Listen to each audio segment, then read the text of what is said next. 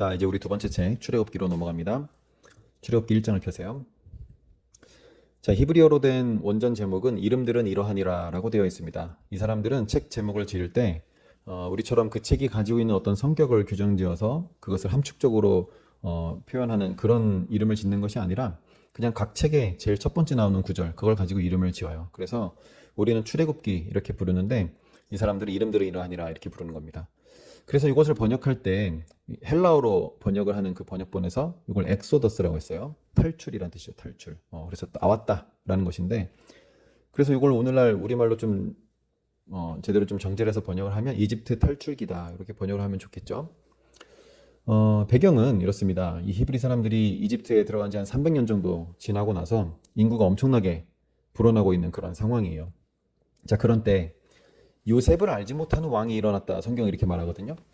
요셉을 알지 못하는 왕이 일어났다. 이게 무슨 뜻이야? 그렇죠. 왕이 바뀐 거죠. 왕이. 그냥 왕이 바뀐 게 아니라 이집트 사람이 아닌 다른 나라 사람이 왕이 되었던. 그래서 왕조가 완전히 바뀌어 버렸다는 거죠. 왕조라는 것은 할아버지, 아버지, 아들 이렇게 해서 대대로 왕위가 쭉 이어져 갈 때 그걸 왕조라고 하는데 다른 왕이 일어나 버렸는데 그 왕이 요셉을 몰랐다라는 겁니다.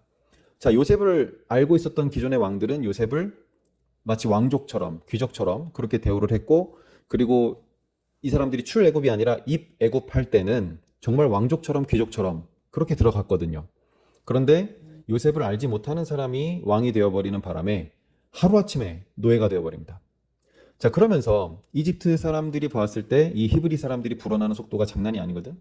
그러니까 이것들이 만약에 다른 나라 쳐들어왔을 때 그들과 합세해서 막 나라를 전복시키려고 한다든지 이런 것들이 이제 걱정이 되니 이 히브리 민족에 대해서 억제 정책을 펼치게 됩니다.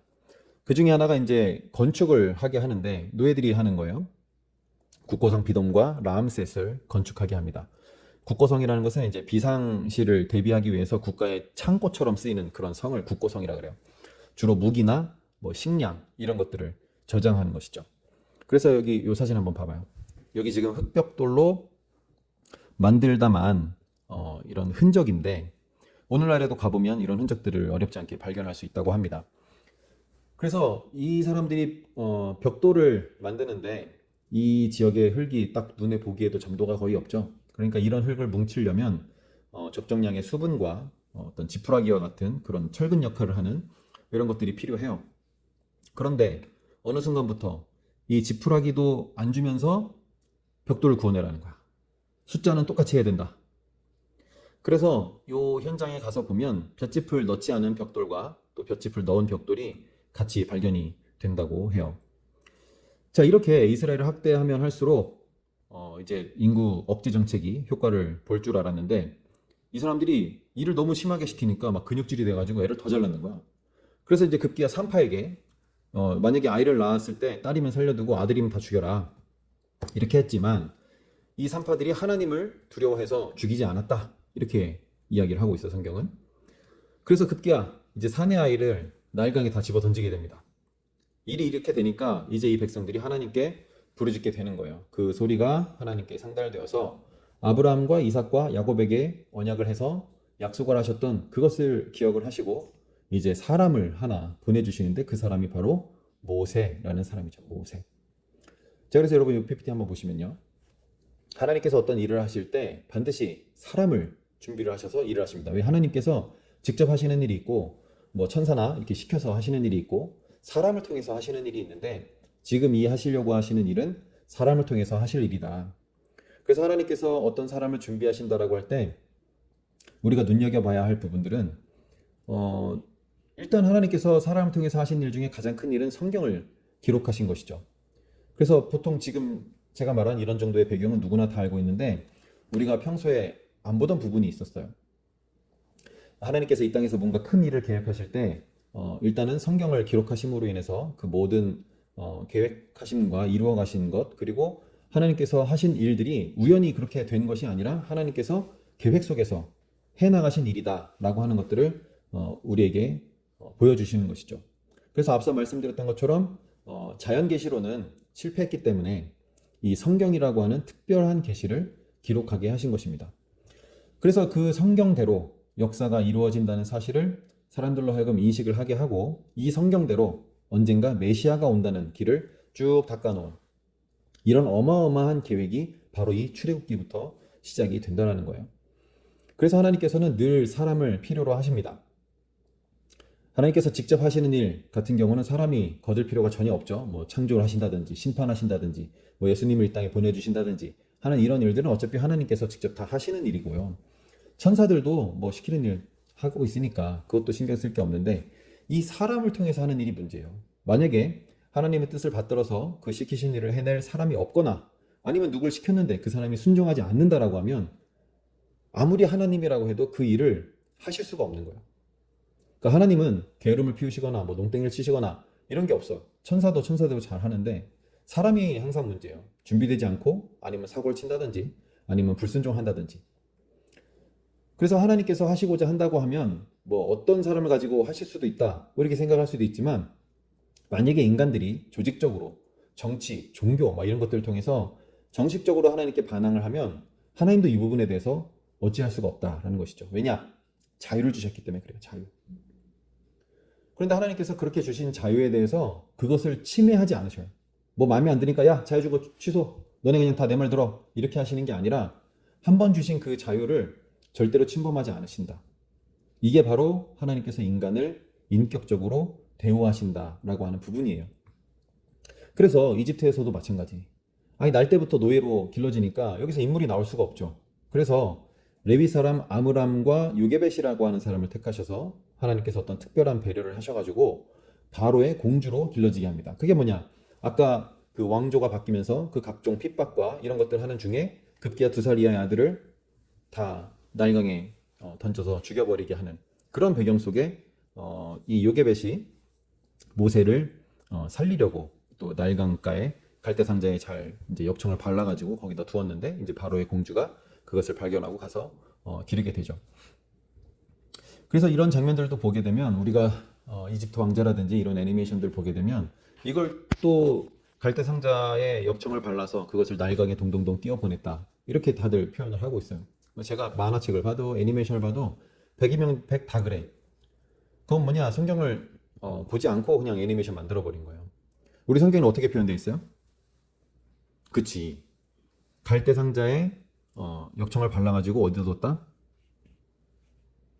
그쵸. 물에 동동 띄운 게 아니라 그 사이에 뒀다 이렇게 되어 있죠.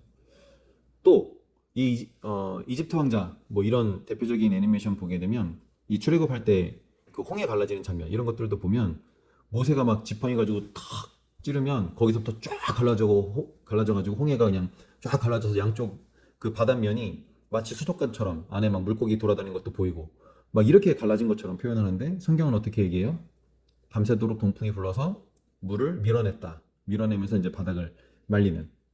그러니까 한순간에 쫙 갈라진 게 아니란 말이지. 근데 이제 그렇게 하면 어때요? 애니메이션이. 재미가 없지. 그런데 우리는 그런 것들을 보면서 우리도 모르게 머릿속에 이제 그런 잔상이 남아요.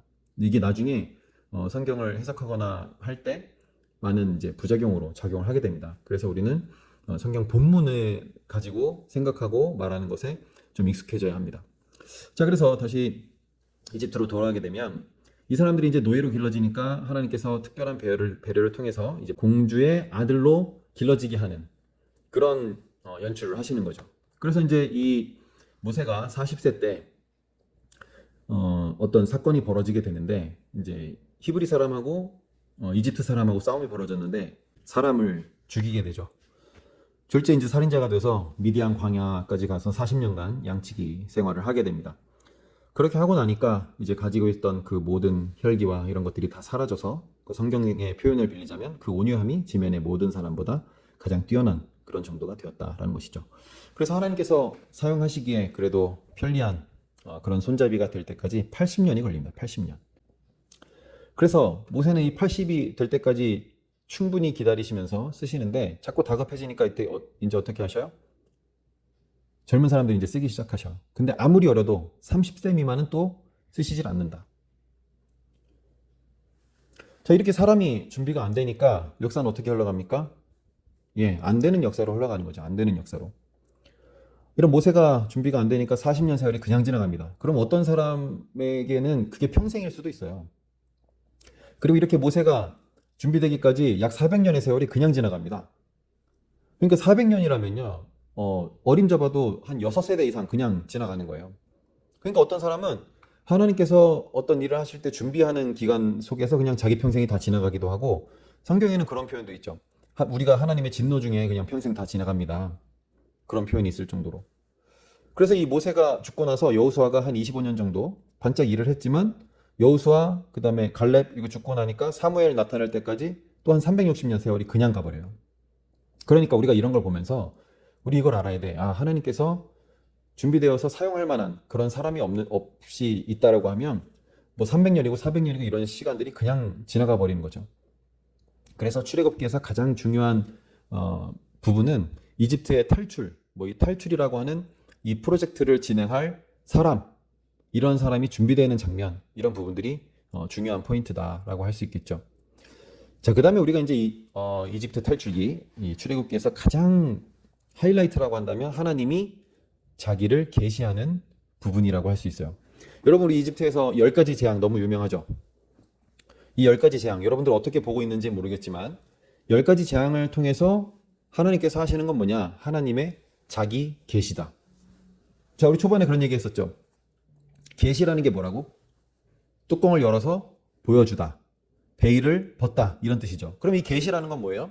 뭔가 숨기려고 하는 의도가 있는 것이 아니라 확실하게 알게 하려는 의도가 있다는 거죠. 그래서 하나님께서 자기 계시를 어떻게 하시느냐면, 자, 처음 모세와 아론이 바로를 찾아갔을 때 바로 이렇게 이야기합니다. 여러분 5장 2절 한번 봐보세요. 여기 5장 2절 보면 바로가 가로되 여호와가 누구건대 내가 그 말을 듣고 이스라엘을 보내겠느냐? 나는 여호와를 알지 못하니 이스라엘도 보내지 아니하리라. 몰라? 그럼 알게 해줘야지. 자, 하나님은 지금 1라운드에 충분히 KO 시키실 수 있지만 일부러 바로의 마음을 강팍하게 하셔서 계속해서 얻어맞게 하십니다. 그래서 하나님이 자기를 계시하는 이 계시의 방향이 3가지가 있어요. 3가지. 먼저 첫 번째, 여러분 여기 장면 한번 봐보세요. 바로 왕과 그 다음에 이집트 백성들에게 하나님이 어떤 분이신지를 보여주는 거고, 두 번째는 이스라엘 백성들에게 하나님이 어떤 분이신지를 보여주는 거고, 그 다음에 앞으로 이 출애굽기를 읽을 수많은 사람들, 우리가 여기 또 해당되죠. 그런 사람들에게 하나님이 이런 분이시다라고 하는 거죠. 그래서 이 바로 왕과 그 백성들에게 하나님이 이런 분이시다 하는 것들을 확실히 알려주면서 내 백성을 보내라 라고 하는 이 말을 듣게 하는 거예요. 그래서 매 사건마다 무슨 말이 반복돼? 내가 이렇게 하리니 저희가 나를 여호와인 줄 알리라. 이런 말들이 계속해서 반복되는 것입니다. 여기 보시면 19세기 초반 이집트에서 발견된 파피루스에 쓰인 한 문서인데요. 이 안에 있는 내용을 해석해 보면 어떤 노예들이 반란을 일으켰고 굶주림과 피로 변해버린 물 이야기, 그 다음에 엄청나게 큰 대격변이 있었다. 그리고 이집트 전역에서 사망 사건이 있었다 하는 이런 내용들이 나와 있습니다. 자, 그리고 이 이스라엘 백성들도 지금 이 땅에 들어와서 산지 벌써 400년이 지났잖아요. 그러니까 이 사람들은 이집트 사람이 돼버렸어요. 그 내용도 그렇고 자기들의 삶의 양식도 그렇고. 그러니까 하나님을 모르기는 매한가지라. 그래서 하나님께서 내가 하나님이야, 나 이런 신이야, 너희들 나 믿고 따라와, 이런 얘기를 이스라엘 백성들에게도 해야 되지만 이집트 백성들에게도 해야 되는 그런 상황이 되었다라는 것이죠. 그리고 하나님께서 이런 놀라운 일들은 한 번만 하시면 되고 이것을 기록해서 모든 사람들이 읽게끔 그렇게 하시는 것이죠. 자, 그래서 중요한 것은 여기 10가지 재앙이 쭉 나오는데 이 10가지 재앙들은 모조리 다 이집트에서 신으로 섬겼던 것들이에요. 여기 내용 한번 봐봐요. 첫 번째가 피, 그 다음에 개구리, 티끌, 파리, 악질, 독종, 우박, 메뚜기, 흑암, 마지막에 장자의 죽음까지. 그 관련된 이집트의 신들이 다 어떻게 되어 있어요? 뭐 닐루스, 뭐 헥트, 세브, 뭐 키페라, 하도르 뭐 하는데 여기 여러분 좀 들어봤을 만한 신 타이푼, 그 다음에 세라피스 이런 거 좀 들어봤죠. 그리고 유명한 게 태양신 라.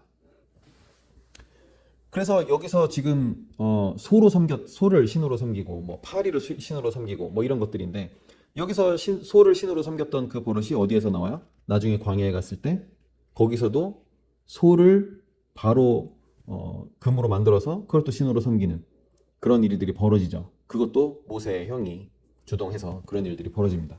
왜냐, 이 보고 들은 게 이런 것밖에 없으니까 그렇게 될 수밖에 없는 거예요. 중요한 건 이집트에서 신으로 섬기던 것들을 하나하나 치면서 하나님께서 그 신보다 훨씬 능력이 크시다라고 하는 것들을 보여주는 거고, 이것들은 신이 아니다라는 선언이기도 한 거죠. 누구에게? 이걸 누구에게 하는 거예요? 이집트 사람들에게, 그리고 이스라엘 사람들에게. 왜요? 한쪽은 보내야 되고 한쪽은 가야 하니까. 우리가 나중에 열왕기서를 보게 되면 북왕국의 여로보암 이제 왕이 백성들에게 송아지 신상을 만들어서 섬기게 하는 이런 것들을 보게 돼요. 아니, 중간에 모세의 형이 그 소를 신으로 섬기는 거 이거 하다가 그게 크게 혼난 거 봤으면 하지 말아야 되잖아. 그러니까 이 열왕기서를 보게 되면 이 여로보암이 처음 시작했던 이 송아지를 신상으로 만들어서 섬겼던 이 죄악이 끝까지 갑니다. 왕국 멸망할 때까지. 그래서 이건 또 어떻게 된 거냐 보게 되면 이 사람 이제 솔로몬에서 잘못했잖아. 그래서 애굽으로 도망가죠. 이집트 가서 그거 보고 온 거예요. 그러니까 무엇을 보면서 사느냐가 굉장히 중요한 겁니다. 그래서 우리는 이 출애굽기를 읽으면서 나도 뭔가 하나님께서 이런 기적을 일으켜 주시면 내가 그거 보고 좀 믿을 텐데 이런 생각할 수가 있겠지만, 하나님께서 그렇게 하실 것 같았으면 오늘날 모든 사람들에게 그렇게 해주셨겠죠. 기적을 보면 믿음이 생긴다라는 이 논리가 맞다면 그게 훨씬 더 쉬운 일이거든요. 그런데 하나님께서는 이것을 기록으로 남기셔서 어떤 누구도 변하지 못하게 만들어 놓으시고 이 말씀을 기록하신 후에 그 말씀 속에서 역사를 하신다라는 거예요. 자, 우리가 이제 6월절 애굽 탈출을 보게 될 텐데, 정작 탈출하는 데는 뭐 얼마 안 겁니다. 1박 2일 만에 그냥 나와버리는데요. 준비하는데 오래 걸려서 그렇지 막상 탈출하는 과정은 하루 만에 그냥 끝나버립니다. 이 풍요로운 고센 지방에서 통통하게 살이 쪘던 이스라엘, 정말 떠나고 싶지 않았을 거예요. 저 같아도 그나마 거기가 조금 더 나았을 거다 이런 생각을 할 수가 있는데, 그렇게 안전하게 그래도 지냈던 그런 곳에서 떠나게 하기 위해서는 어떻게 해야 돼요? 거기를 싫게 만들어야 되겠죠, 그 지역을. 그래서 핍박이 일어난 거예요. 진을 이기고 벽돌 굽고 하면서 한 400년간 거기 눌러 살았으면 완전히 노예 근성으로 찌들었던 이 사람들을 하나님 불러내셔가지고 세계 선교를 하시려고 하는 건데, 문제는 선교사들이 떠나기 싫어한다는 것이죠. 그래서 거기 우리가 본문을 보게 되면 그냥 나간 게 아니라 각각 이웃집에 가가지고 금, 은, 폐물과 장신구들을 달라고 해서 가지고 나가게 됩니다. 그래서 이 원어에는 이 부분이 약탈의 의미가 있는 그런 단어를 써서 표현을 하고 있어요. 그리고 나중에 우리가 성전 짓는 장면들을 보게 되면 엄청나게 많은 금이 들어가거든요. 그럼 그 금이 다 어디서 갖고 왔겠냐라고 하면 이렇게 쉽게 유추해 볼 수 있겠죠. 이때 각각 옆집, 앞집, 뒷집 가가지고 금은, 폐물 이런 것들 다 가지고 왔던 거 여기다 모조리 다 헌금을 해서 성전 지을 때 다 발랐다라고 하는 것이죠. 자, 여기 보시면 이집트에서 나와서 가나안 땅으로 가는 이 질러서 갈 수 있는 이 길이 있죠. 그냥 수평으로 해서 쭉 가버리면 되는데, 하나님께서는 이 백성들을 광야길로 돌려서 이렇게 밑으로 쭉 해서 돌아가게 만드십니다. 그래서 나중에 우리가 신명기를 보게 되면 이 광야에서 정말 많은 일들이 일어나는데, 이것은 모조리 다 훈련이고 과연 하나님의 말씀대로 하는지 안 하는지 이것을 보기 위한 것이었다라고 밝히고 있어요. 무엇보다 우리가 출애굽기에서 중요한 것은 도대체 이집트에서 왜 나왔냐 하는 거예요. 왜 나왔냐. 단순히 살려주세요 해서 탈출시켜준 게 아니라 하나님이 어떤 계획이 있었다라는 거예요. 그 계획이 어떤 거냐? 세계 선교다, 세계 선교. 자, 우리 언약의 현장 한번 가봅시다. 출애굽기 19장 5절 6절 아까 봤었죠? 자, 한번 외워볼까요? 시작. 세계가 다 내게 속하였나니 너희가 내 말을 잘 듣고 내 언약을 지키면 너희는 열국 중에서 내 소유가 되겠고 너희가 내게 대하여 제사장 나라가 되며 거룩한 백성이 되리라. 너는 이 말을 이스라엘 자손에게 고할지니라. 자, 하나님께서 제시하시는 조건은 첫 번째, 말을 잘 들어라. 두 번째, 약속을 잘 지켜라. 말을 잘 듣는다는 건 뭐예요? 그러니까 수시로 하는 말들이 있을 거예요. 그런 것을 시키는 대로 잘 해라. 그리고 약속, 이거는 정식으로 어떤 계약을 맺은 이런 내용, 요거를 잘 지켜라.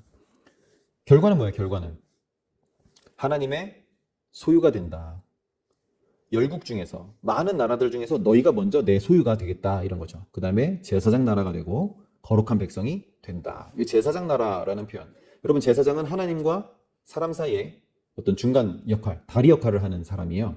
근데 이게 나라가 됐어. 제사장 나라. 그러면 하나님과 여러 나라, 여기 지금 봐보세요. 하나님이 이스라엘 나라, 이 별 모양의 이스라엘 나라를 통해서 여기 주변에 이집트, 아수르, 바벨론, 모압, 암몬 할 것 없이 이 주변에 있는 모든 나라들, 나아가서 전 세계 모든 나라들을 하나님께로 이끌어내는, 그래서 하나님과 모든 나라들의 중간 나라 역할을 하는 그런 제사장 나라가 될 것이다. 이렇게 이야기를 하는 거예요.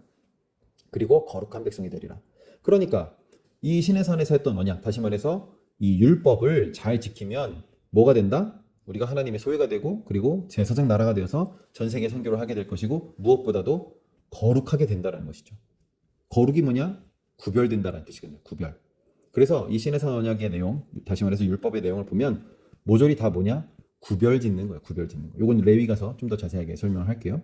자, 근데 여기 대전제가 있어요. 대전제. 첫 번째 나오는 딱 그 말 뭐예요? 세계가 다 내게 속하였나니. 여러분, 세계가 다 내게 속하였다. 이게 무슨 뜻이에요? 그렇지. 온 우주가 내 거다. 이런 뜻이에요. 여러분, 온 우주의 주인이 나와서 명령하면 들어야 되는 거야. 그냥. 거기에 이의를 달 수가 없어. 아니, 우주의 주인이 말씀하시는데 누가 거기에 대해서 반항을 할 수가 있겠어요? 그래서 제일 첫 번째 하시는 말씀이 세계가 다 내 거다. 그러니까 너네 내 말 잘 듣고 약속을 잘 지켜. 그러면 너네 모든 나라들 중에서 내 소유, 여기서 말하는 이 소유라는 단어, 세쿨라라는 단어인데, 너희가 내게 대하여 가장 소중한 보물상자와 같은 그런 존재가 된다라고 이야기를 하는 거고, 그리고 나와 함께 세계 선교를 하게 될 것이고 너희가 거룩한 백성이 된다라는 것이죠.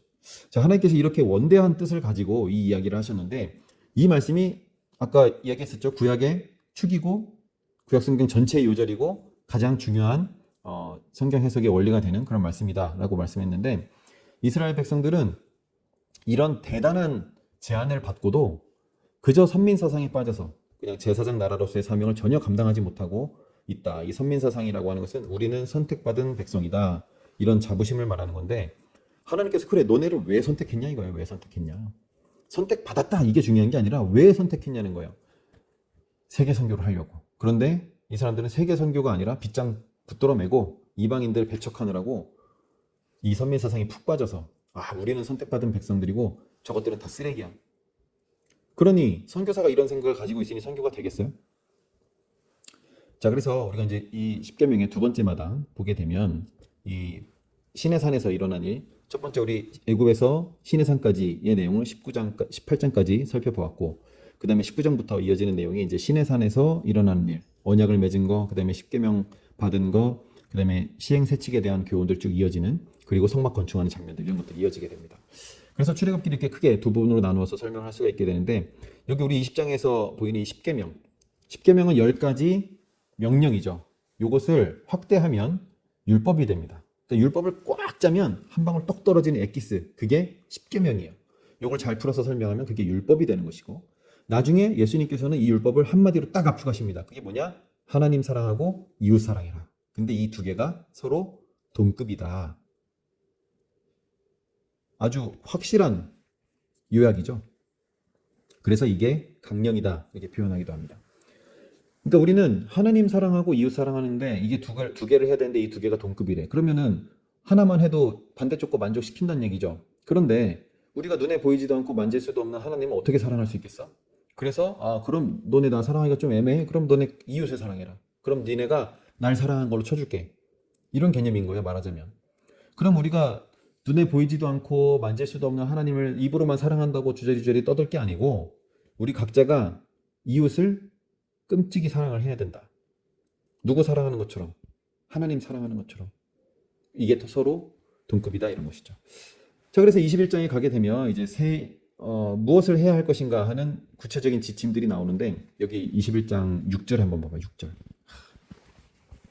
자, 문설주에 대고 이 송곳으로 귀를 뚫으면 종신토록 종이 된다, 이런 표현이 있어요.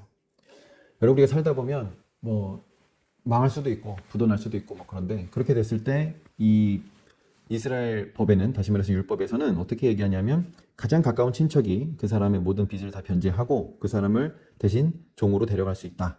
그렇지만 종처럼 대하면 안 되고 여전히 형제처럼 대해야 되고, 이 7년마다 한 번씩 돌아오는 정기 면제년에 이 사람들은 다 해방시켜줘야 됩니다. 그리고 가게 하나씩 다 차려줘야 돼. 먹고 살게 해줘야 되는 거예요. 그리고 데리고 있는 동안 월급 따박따박 다 지급해야 되고. 그러니까 요걸 이제 기업을 물은다라고 표현하는데, 이 기업 한번 물고 나면 뭐 거의 자기 재산 절반 들어간다고 보면 돼요. 그런데 중요한 것은 이 부분에 대해서 하나님이 이런 지침을 하셔. 그렇게 그 종이 나중에 이제 자유인이 될 수 있는데, 그 자유인이 될 수 있는 정기 면제년에 종이 나는 그냥 주인님과 함께 이렇게 사는 게 좋습니다. 나는 그냥 당신과 함께 살겠어요. 이렇게 이야기를 하면 그 종을 데려다가 문설주에다 대고 송곳으로 구멍을 뻥 뚫으면 영원히 그 사람과 함께 그 종이 살 수 있게 된다라는 거예요. 여러분, 이게 무슨 뜻이야 도대체? 구멍으로 귀 뚫으면 아프겠다. 그게 핵심이 아니고 너 뭐 기업 무르는 거 뭐 책임이니까 어쩔 수 없이 해가지고 되게 기분 나빠가지고 그 종을 그러니까 자기 가장 가까운 친척을 데려다가 종처럼 부릴 수 있는데 종처럼 부리지도 못하고 여전히 형제처럼 대하라고 했으니까 종처럼 부리지도 못해. 월급 다 줘야 돼. 뭐 퇴직금 챙겨줘야 돼. 먹고 살게 해줘야 돼. 이거 기분 나빠가지고 대충 하면은 이런 말 못 들어. 그런데 하나님께서 말씀하신 것 이상으로 그 종을 여전히 형제처럼 대하고 아무 걱정하지 마. 내가 다 책임질게 하면서 잘 대해주고 이렇게 하면 그 종이 이거 내가 이제 독립해서 사회 나간다고 내가 뭐 뾰족한 수가 있겠나? 나 그냥 주인님 너무 좋고 사랑하는데 그냥 여기서 살고 싶다. 라는 생각이 들게끔 그래서 그 종의 입에서 무슨 말이 나오게 해라? 나는 그냥 독립하지 않고 주인과 함께 살겠다라는 말이 나오도록 살아라 이런 거야 주인들에게. 여러분 이 하나님의 이 말씀 어떻게 받아들여요? 저는 이런 장면들을 볼 때마다 너무 감동이 돼. 이거는 하나님이니까 만들 수 있는 법이다. 인간들은 이런 법을 만들 수가 없어요. 하나님은 고아와 과부와 힘없는 사람, 항상 이런 사람들에게 관심이 많으신데 그런 사람들을 배려하는 법으로 율법을 만들어 주시고 나서 그 주인이 되는 사람들, 그것을 지켜야 되는 사람들에게 이런 문구들을 계속 이야기를 하시면서 은연중에 그런 이야기를 하시는 거야. 야, 너 나중에 저한테 이런 소리 들어야 돼. 라는 거죠. 자, 12절부터는 반드시 죽여야 하는 죄가 목록이 쭉 나옵니다. 그 중에 이제 부모에게 대들거나 저주하는 이런 사람들은 반드시 죽여야 한다. 그래서 23절, 25절 보면 여기 이제 동해 보복법이라고 합니다. 똑같은 해를 보복해라. 그러니까 누가 내 눈을 상하게 하면 너도 가서 눈을 상하게 해라. 뭐 이런 내용인데 중요한 것은 이게 시행령이 아니야. 시행령. 너 이웃이 만약에 네 눈을 상하게 하면 너도 가서 눈을 터뜨려. 이런 게 아니라 너희들 살아가다가 다른 사람의 신체에 어떤 해를 가하거나 하면 너도 똑같이 그 일을 당해야 하니 그렇게 하지 말아라 하는 예방법이다. 예방법. 뭔 말인지 알겠죠? 그래서 이 동해 보복법은 예방법의 개념으로서 해석을 해야 맞는 거다라는 것이죠. 뭐 너무 잔인해요. 뭐 용서해주면 안 돼요. 이런 개념의 해석이 아니라 이것은 예방을 위한 법이다라고 하는 것이고요.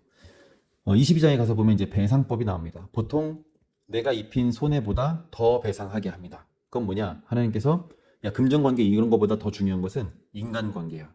너 돈 그거 조금 뭐 덜 물어주려고 애쓰다가 인간관계 다 깨뜨리지 말고 조금씩 더 배상을 해서 너 그 사람과의 관계를 더 중요하게 여겨라. 이런 것이죠. 그리고 계속해서 나그네와 고아와 과부를 돌보라는 말이 끊임없이 나옵니다. 이 율법 안에.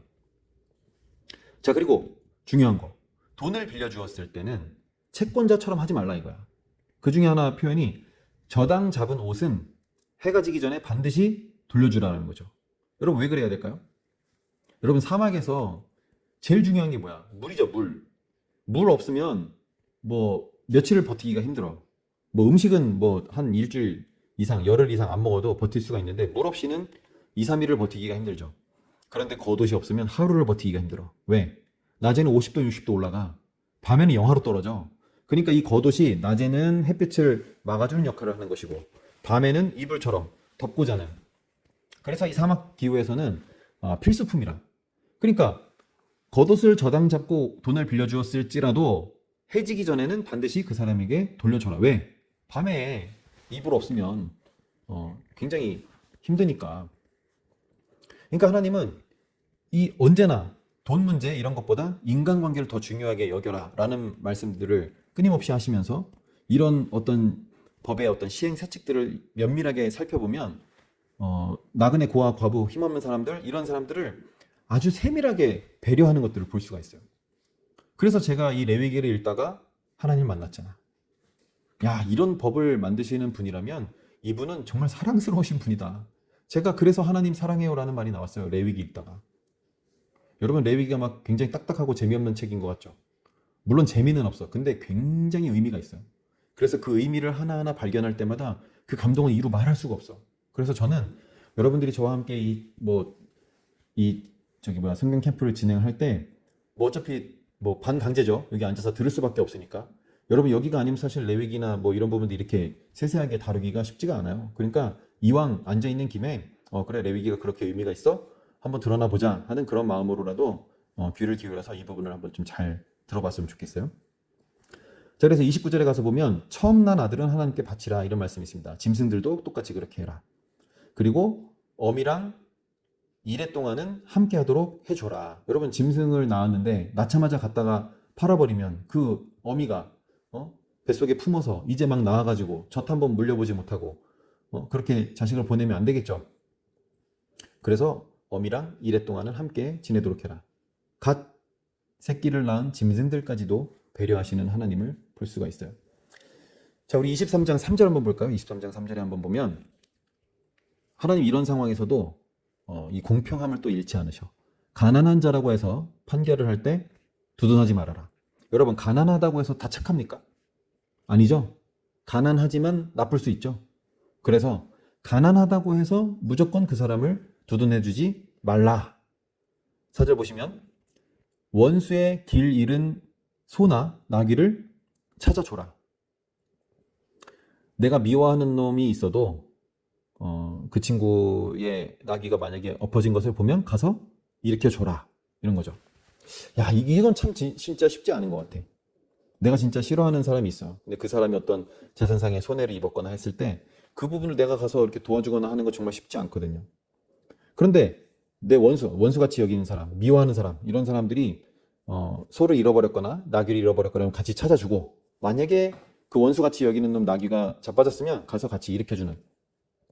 여러분 이런 행위는요, 내가 이런 선한 일을 했을 때 반드시 하나님께서 이런 부분들을 나를 채워주실 거다라는 이런 믿음이 없으면 이거 하기가 어려워. 그래서 하나님께서는 이런 부분들을 명령을 하시면서 또 한 가지, 뇌물은 절대로 받지 말아라. 그리고 나그네를 대접하라. 이거 많이 말씀하셔. 나그네를 대접하라. 왜 그럴까요? 지금 이스라엘 백성들이 나그네야. 너네들이 나그네 되었을 때, 어디 갈 곳 없고 오라는 데 없었을 때 이런 은혜를 받았으니 너희들도 나중에 그런 나그네를 보게 되면 대접을 해줘라 라고 하는 것이죠.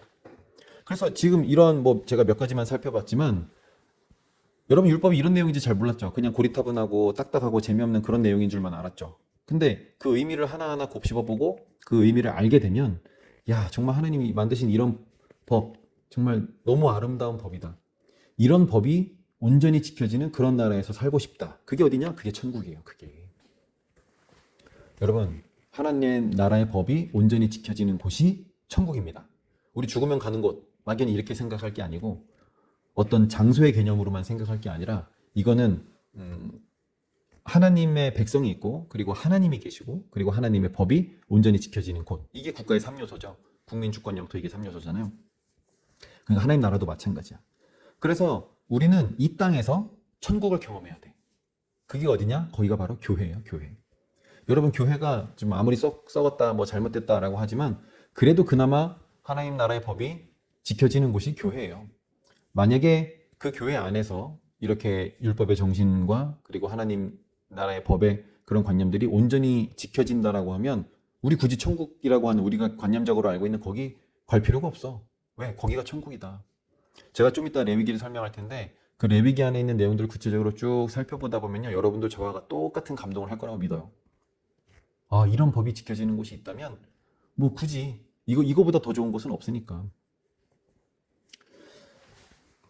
자, 그 다음에 이제 안식일법이 나오죠. 안식일. 여러분 안식이라고 하는 것은 쉰다라는 것이잖아요. 그러니까 안식일 하면 뭐야? 쉬는 날이에요. 쉬는 날. 근데 오늘날 이게 안식일과 주일을 좀 헷갈리는 사람들이 있어. 그래서 안식교인들이 좀 대표적인 거고, 안식일하고 주일은 다른 거예요. 일단 날짜도 달라. 안식일은 금요일 해질 때부터 토요일 해질 때까지가 안식일입니다. 주일은 일요일이고요. 전혀 다른 날이죠.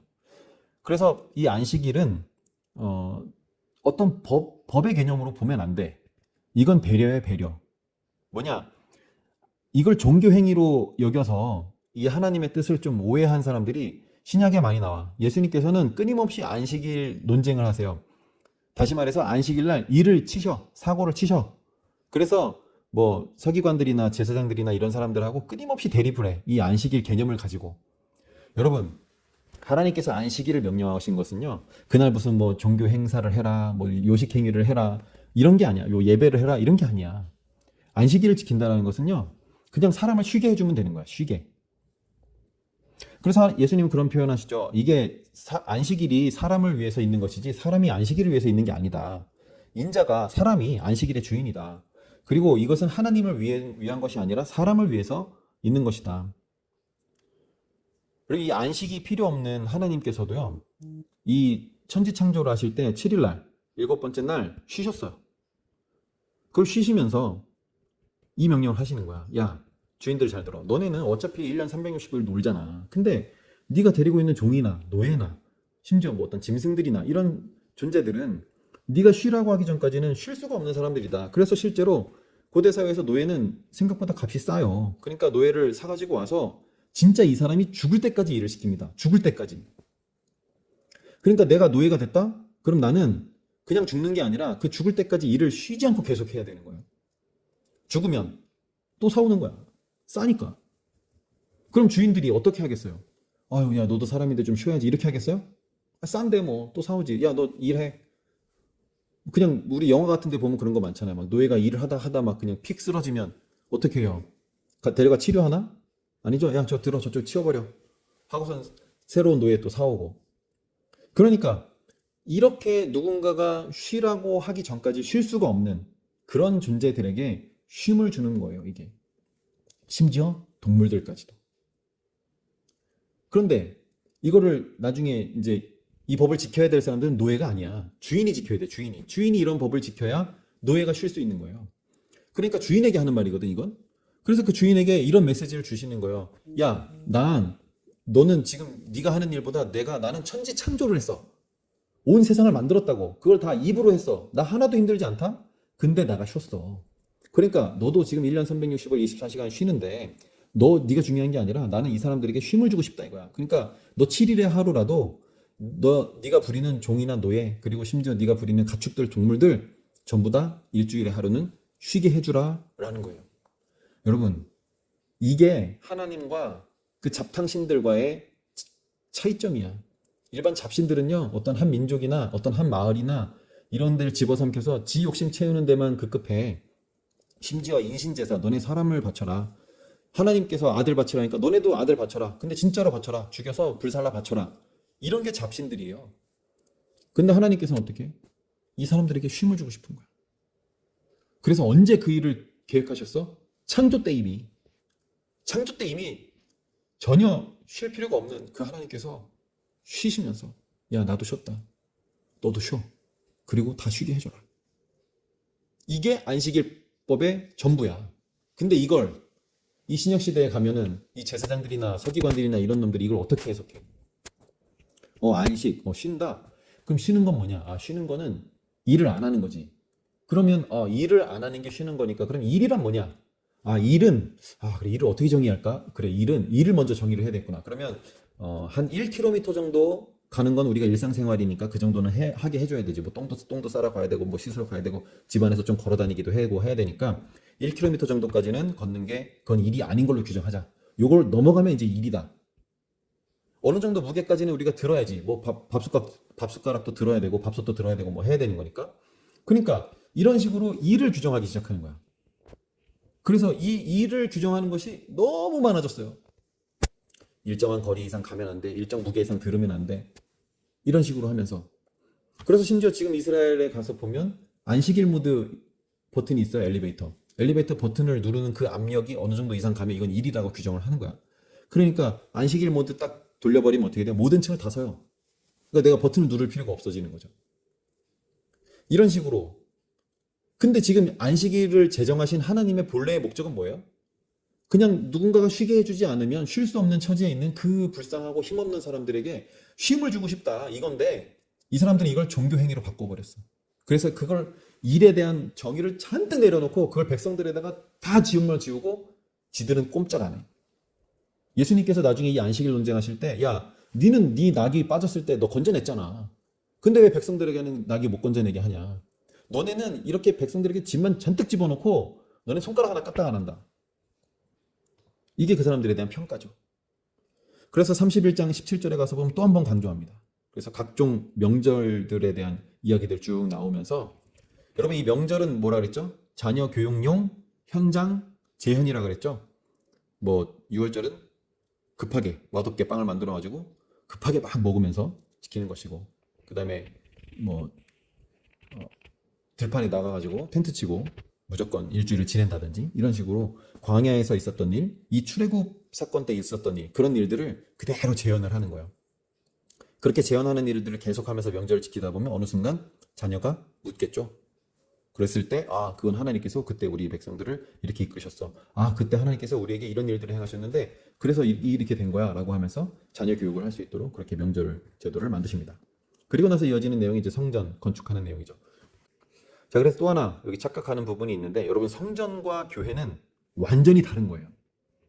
그래서 여러분 교회에서 어떤 장소를 성전이라고 부르면 굉장히 틀린 말이야. 왜? 성전은 죄를 용서함을 받는 곳이에요. 죄 용서함을 받기 위한 제사를 하는 곳입니다. 교회는요, 죄 용서함을 받은 사람들이 와서 감사하는 곳이에요. 기도하는 곳이고. 그러니까 오늘날 이 성전은 전혀 필요가 없어요. 왜? 이 성전에서 행했던 모든 제사가 예수님의 십자가 죽음을 바라보면서 했던 행위예요. 그런데 예수님께서 이미 오셔서 다 죽으시고 그 모든 것들을 해결을 하셨었는데 오늘날 어떤 장소를 우리가 성전이라고 부른다라고 하는 게 참남한 일이죠. 그래서 지금까지 말했던 이런 내용들을 하나님께서 직접 새기셔서 모세에게 주십니다. 그래서 모세가 그걸 받아가지고 내려와 보니까 이스라엘 백성들이 아까 말했던 아론과 함께 금송아지에게 절을 하고 있는 거죠. 그래서 모세가 완전 빡 돌아가지고 이 돌판을 집어 던져버립니다. 그래서 아론에게 막 따져 물어요. 그랬더니 아니 이거 그게 아니라 내가 금을 불에 던졌는데 이 송아지가 나온 겁니다. 이렇게 얘기를 하는 거예요. 근데 여러분 우리 32장 4절에 보면 뭐라고 나와요? 분명히 아론이 부어서 조각칼로 새겨서 만들었다. 이렇게 돼 있거든요. 변명을 한 거죠. 그래서 모세가 그 송아지를 아주 불살라가지고 완전히 다 부셔가지고 재를 만들어서 그걸 물에 타가지고 이스라엘 백성들에게 마셔버리게 만듭니다. 자, 여호와 편에 선 자 나와라. 그랬더니 레위 자손들이 다 나와요. 그래서 야, 각기 칼을 쳐라. 너희들이 각기 이웃, 친구, 형제, 부모를 다 죽여버려라. 그래서 이날 3,000명이 죽어요. 그리고서는 돌판에 다시 십계명을 새겨주시죠. 어우, 이렇게 3,000명이나 죽이면 됩니까? 하나님 이거 뭐 잘못하신 거 아니에요? 근데 그게 아니야. 지금 이 상황은요. 하나님께서 어떤 법을 주시고 뭐 이렇게 이 백성들과 함께 이 시내산 언약 계약을 하는 이런 중요한 순간에 그 순간에 이방신을 섬기는 그런 행위를 하는 게 이게 말이 되겠어 지금?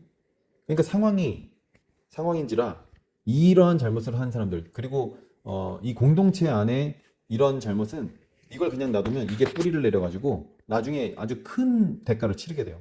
그래서 하나님께서 이런 부분들 얄짤없이 처리하게 하십니다. 그래서 이제 성막 건축을 다 하고 나서 봉헌을 하고 40장을 끝으로 출애굽기가 끝이 납니다. 여기 이제 신해산 언약과 새 언약 이야기가 나오는데 이 신해산 언약, 새 언약 그럼 이게 구약과 신약 이야기죠. 구약과 신약.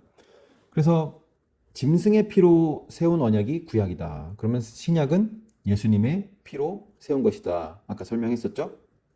그래서 옛 계명, 구약에서는 무엇을 말해요? 하나님 사랑하고 이웃을 사랑하는 방법들을 쭉 설명하시죠.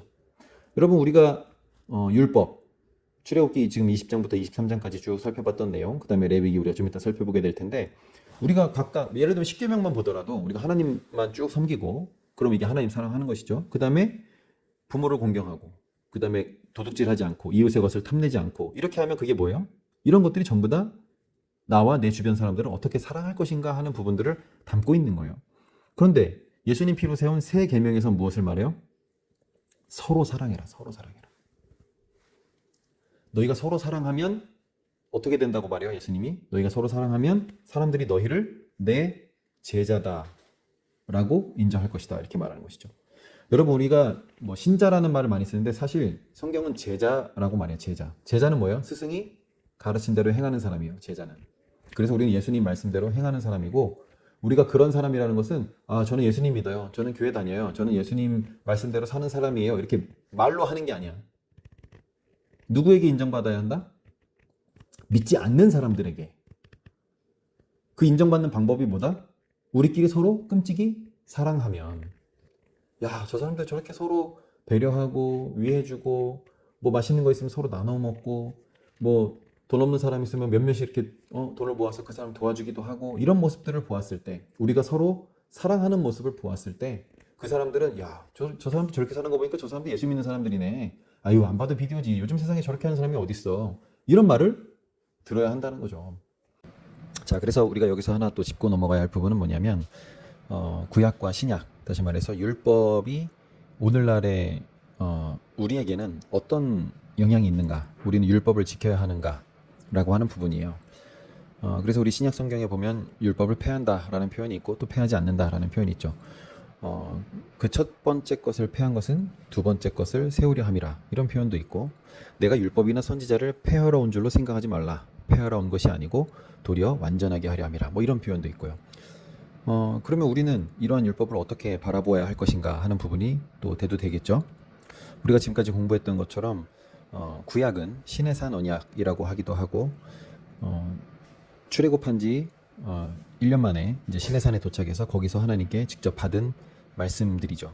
그래서 여기서 우리가 제일 중요하게 봐야 될 포인트는 이 율법이 주어진 시점이에요. 제가 구원 이후에 주어진 것이라 그랬죠. 그래서 이것은 구원을 받기 위한 조건으로서 주신 것이 아니라 구원을 받았기 때문에 구원받은 사람답게 사는 삶의 방법으로서 하나님께서 제시한 것이고, 따라서 율법과 구원의 관계도 제가 설명했었죠. 율법을 지켜서 구원을 받는 것이 아니라 구원을 받았기 때문에 율법을 지키게 된다라는 것입니다. 또 하나, 그럼 오늘을 사는 우리는 과연 이 율법을 지켜야 하느냐라고 하는 것이죠. 나중에 모세가 이 부분에 대해서 이야기한 부분을 보면 신명기죠. 신명기 29장에 보면 14절에 이런 말씀이 있어요. 내가 이 언약과 맹세를 너희에게만 세우는 것이 아니라 오늘 우리 하나님 여호와 앞에서 우리와 함께 여기 서 있는 자, 그러니까 지금 그 현장에 있는 자, 그리고 오늘 우리와 함께 여기 있지 아니하는 자에게까지이니, 이렇게 말해요. 그럼 여기 함께 있지 않은 사람 뭐예요? 앞으로 오는 세대들까지 전부 다 이 율법을 함께 지켜야 한다라는 이야기죠. 그래서 우리는 뭐 예수님을 믿기 때문에 이제는 율법을 지킬 필요가 없다, 이렇게 말하는 건 너무 유치한 얘기다. 왜냐하면 제가 늘 얘기했죠. 율법이라고 하는 것이 그 수준이 유치원 수준이다. 그러니까 하나님께서는 세계 선교를 염두에 두고 이 율법을 제정하셨고, 그리고 너희가 선교사로서 이 정도는 해야 되지 않겠냐라는 어떤 기준을 제시하신 것이거든요. 그러니까 오늘 사는 우리는 그 짐승의 피를 가지고 했었던, 그 흉내를 냈었던 그 사람들이 했었던 수준에도 미치지 못한다? 말도 안 되는 얘기죠. 어쩌면 지금 교회가 많은 사람들로부터 지탄받고 손가락질 받는 이유가 뭐냐면 우리가 이 율법 수준에도 미치지 못하기 때문이에요. 지금 세상 사람들이 그리스도인을 바라보는 시각이 그렇게 곱지가 않거든요. 그것은 우리가 예수를 믿는다라고 하는 것 때문에 율법은 지킬 필요도 없다라고 하는 이런 어떤 생각들이 팽배해지면서 그 유치원 수준에도 미치지 못하는 그런 신앙인의 모습들을 우리가 세상에 보여주었다라고 하는 것이죠. 모세가 이 부분을 강변한 것도, 여기 나와 함께하고 있는 지금 당신들뿐만 아니라 앞으로 오고 오는 모든 세대들도 전부 다 여기에 해당된다라고 강변했던 것도, 이것이 무슨 대단한 어떤 신학적인 의미를 담고 있다, 뭐 이런 의미라기보다도 아주 최소한의 수준을 이야기하기 때문에, 그렇기 때문에 예수님께서 오셨을 때 그 율법을 오히려 더 업그레이드 하시는 그런 부분들을 볼 수 있는 거죠. 그래서 율법은 오늘날도 그리스도인들에게도 여전히 삶의 지침으로서 꼭 지켜야 하는 부분이다 라고 하는 것이고요. 자, 그다음에 이제 율법을 폐했다 라고 하는 부분들 우리가 좀 다시 한번 좀 상기시킬 필요가 있어요. 여기 보시면 우리 폐기된 율법, 그리고 폐기하지 않은 율법 이렇게 나와 있죠. 우리가 신약과 구약, 그리고 율법에 대한 바른 이해를 하기 위해서 이 율법이라는 것이 지향한 게 어떤 부분이었는가, 이걸 좀 볼 필요가 있어요. 여러분, 우리 이제 예수님께서 2000년 전에 이 땅에 오셔서 우리 인류의 모든 죄를 지시고 십자가에서 죽으셨죠. 우리는 그 십자가의 대속의 죽음을 통해서 죄를 용서함을 받는다라고 믿고 있고요. 그렇다면 예수님께서 오시기 전에 살았던 사람들, 뭐 멀리는 이 구약 시대에 살고 있었던 사람들, 심지어 모세, 뭐 다윗, 우리가 뭐 신앙에 선별하고 꼽을 만한 이런 사람들은 과연 예수님을 얼굴도 본 적도 없는데 그리고 예수님이 그 십자가의 죽음을 하기 훨씬 이전에 사람들인데 이 사람들의 죄는 어떻게 되느냐라고 하는 부분이에요. 그래서 이것이 구원론과 관련해서 또 살펴보면 그럼 예수님을 통해서 우리는 구원을 받는다. 오직 예수님을 통해서만 하나님께 나아갈 수 있다. 이렇게 믿고 있는데 그럼 예수님 오시기 이전에 살았던 우리 구약의 신앙의 선배들은 어떻게 됐는가? 라고 하는 부분까지 또 궁금증이 이어질 수가 있겠죠. 분명한 것은 율법에서 말하는, 다시 말해서 그 제사 제도를 통해서 우리가 죄 용서함을 받는다라고 얘기를 하는데 이건 하나님 입장에서 또 보아야 돼. 시간과 공간의 구애를 받지 않으시는, 다시 말해서 오히려 시간과 공간을 창조하신 이 창조주 입장에서는 시간의 구애를 받지 않아. 그래서 예수님 이전에 구약시대에 살았던 수많은 사람들의 그 모든 죄, 그리고 예수님 살아 계셨을 때 그 사람들이 지었던 모든 죄, 그리고 그 이후에 사람들이 지었던 모든 죄, 그리고 나를 기준으로 말하면 내가 지금까지 지었던 죄, 모든 죄들, 그리고 지금 짓고 있는 죄들, 그리고 앞으로 지을 죄까지도 전부 다 2000년 전에 그 한 번의 사건을 통해서 해결하는 것이 시간에 관계되어 있지 않은, 시간의 구애를 받지 않는 하나님 입장에서는 너무 쉬운 문제다, 이런 것이죠. 우리는 시공을 초월한 존재가 아니기 때문에 이것을 일련의 사건으로만 이해를 하면 그럼 예수님이 이전에 사람들의 이 죄는 누가 어떻게 용서해 주는 거지? 라고 의문을 가질 수가 있겠지만 시간과 상관이 없는 하나님 입장에서는 어느 한 시대에 있었던 그 한 가지 사건을 전 시대에 걸쳐서 적용하는 것이 가능하다라는 것이죠. 그래서 이 구약 시대의 사람들이 이 제사를 통해서, 이 속죄 제사를 통해서 용서함을 받는다라고 했을 때 하나님 입장에서는 어떤 거냐면, 그래 용서해 줄게. 나중에 예수님이 십자가에서 달려 돌아가시는 그 사건, 그래 이 사건을 통해서 내가 용서해 줄게. 근데 그 전까지 내가 그 죄를 잘 간수하고 있겠다라고 하는 거예요. 그렇다면 제사는 왜 하느냐? 이 제사 제도는 전부 다 어디를 바라보고 있냐면 예수님을 바라보고 있어. 그러니까 예수님께서 십자가에서 자기 희생을 통해서 그 대속의 죽음을 하시는 그 모든 장면들을 형상화해서 그것을 흉내내는 거야. 실제 사람이 죽을 수는 없으니까 대신 소나 양이나 뭐 비둘기를 잡아서 제사를 하는 것이죠. 이것이 대속, 누군가를 대신해서 죽는다라고 하는 이 개념을 흉내내는 거야. 그래서 하나님께서는 이런 부분들을 너희들이 해라, 그렇게라도 흉내를 내면서 그 먼 훗날에 오실 그 예수님을 바라보고 이런 흉내를 내면 내가 그 죄들을 잘 간수했다가 나중에 그 예수님의 십자가 죽으심의 그 사건이 일어났을 때 내가 한꺼번에 다 처리해 주겠다. 그러면 죄를 용서해 주시는 하나님 입장에서는 지금 용서하나 나중에 용서하나 똑같은 것이고, 또 지금 당장 용서하는 것이 아니라 잘 간수하고 있다고 할지라도 그 대상이 되는 사람에겐 그래 너 용서해 준 걸로 칠게, 얼마든지 이렇게 할 수 있는 것이죠. 그래서 구약시대 사람들이나 신약시대 사람들이나 모든 죄는 예수님의 십자가 죽으시는 그 사건, 그 하나를 통해서 모든 사람들의 죄를 다 해결을 하신다라고 하는 부분이고요. 그래서 구약시대의 사람들이 제사 제도를 통해서 어떤 모형으로 행했던 이런 일들이 예수님께서 이 땅에 오셔서 실제로 죽으심으로 그 실상이 와버렸다는 것이죠. 그러면 이 실상을 바라보면서 했던 이 모형, 이거는 이제 필요해요, 필요하지 않아요? 그죠? 필요 없는 거죠, 이제는. 여러분, 원거리 연애를 해. 여자친구 너무 보고 싶어. 그래서 막 맨날 여자친구 그 사진만 붙잡고 그것만 바라보면서 여자친구 만날 날을 막 기다렸어. 이제 드디어 만날 날이 된 거야. 디데이 딱 돼가지고 이제 기차역에 마중을 나갔습니다. 그때도 그 사진 계속 품고 나갔어요. 빨리 이 여자친구를 만나고 싶어. 그래서 여자친구가 기차에서 딱 내렸어요. 눈앞에 여자친구가 딱 왔는데 아직도 그 사진 붙잡고 막 그 사진에다 뽀뽀를 하고 그래봐. 말이 돼요, 안 돼요? 실상이 왔는데 그 모형을 붙잡고 있으면 돼, 안 돼? 네, 그런 거예요. 그러니까 구약에서 말하는 어떤 그런 율법에 대한 부분들도 사실은 그 예수님의 자기 희생에 대한 부분, 그리고 예수님의 대속의 죽음에 대해서 다 그것을 바라보고 있기 때문에 우리가 예수님을 통해서만 구원을 받는다라고 했을 때 구약의 사람들도 다 예수님을 통해서 죄 용서함을 받고 예수님을 통해서 구원을 받는다라고 하는 이 등식이 성립이 되는 겁니다. 그래서 우리 신약에 보면 그 첫 번째 것을 폐한 것은, 그 첫 번째 것은 구약의 율법을 말하는 것이죠. 그 첫 번째 것을 폐한 것은 둘째 것을 세우려 하심이라. 여기서 둘째 것은 예수님께서 당신의 몸을 통해서 세우는 새로운 언약을 말하는 거예요. 그러니까 율법을 폐기한 것은 새 언약을 세우기 위한 것이다, 이렇게 이해를 하면 되겠고요. 또 다른 부분에서 예수님은 그런 말씀도 하셔서 내가 선지자나 율법을 폐하러 온 줄로 생각하지 말아라. 폐하러 온 게 아니라 도리어 완전하게 하려고 왔다 라고 하시는 부분도 있거든요. 그러니까 폐한 거냐 폐하지 않은 거냐, 이 기로에서 우리는 이걸 알아야 돼. 아, 폐기된 율법이 있고 폐기하지 않은 율법이 있다라고 하는 것이죠. 그래서 여기 보면 폐기된 율법은 뭐예요? 제사와 관련된 것, 그리고 절기와 관련된 것. 왜? 아, 이것이 모형이기 때문에. 무엇에 대한 모형? 예수님에 대한 모형. 예수님이라고 하는 실상이 왔기 때문에 이제 이 모형으로 하던 것들은 다 폐기한다. 필요 없어진 것이다. 라고 하는 것이고요.